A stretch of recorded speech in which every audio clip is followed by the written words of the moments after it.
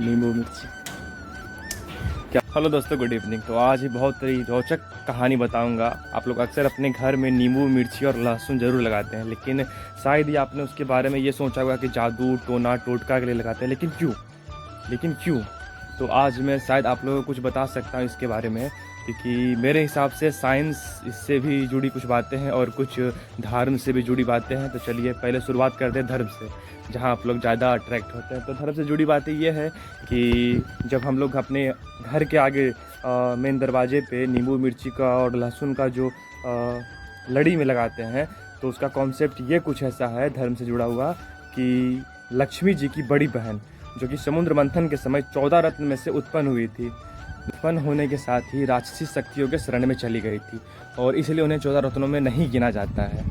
और उनका कहना है कि जब उनकी शादी ऋषि उद्दोलक के साथ हुई थी, तब उद्दोलक ने उन्हें अपने गृह में लेके गए और जब उन्होंने गृह प्रवेश करवाया तब और लक्ष्मी जी ने आने से मना कर दिया घर के अंदर। क्यों? क्योंकि उनका कहना था कि मैं वैसे ही घर में जाती हूँ जहाँ पे द्वेष हो, दरिद्रता हो, लड़ाई हो, कूड़ा कचरा हो, गंदगी हो, और लक्ष्मी जी वहाँ जाती है।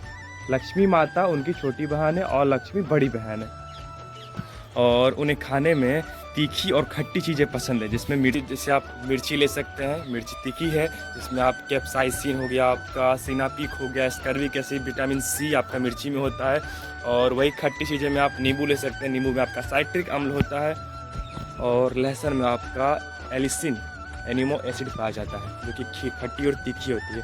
तो ये और लक्ष्मी जी को बहुत प्रिय है, तो उसको मेन गेट पे इसलिए लगाया जाता है नींबू मिर्ची को कि और लक्ष्मी जी मेन गेट से ही तीखी और खट्टी चीज़ें खा के वापस वहीं से लौट जाए, आपके घर के अंदर प्रवेश ना करें और आपका घर दरिद्रता से बच जाए, द्वेष से बच जाए और दुख से बच जाए।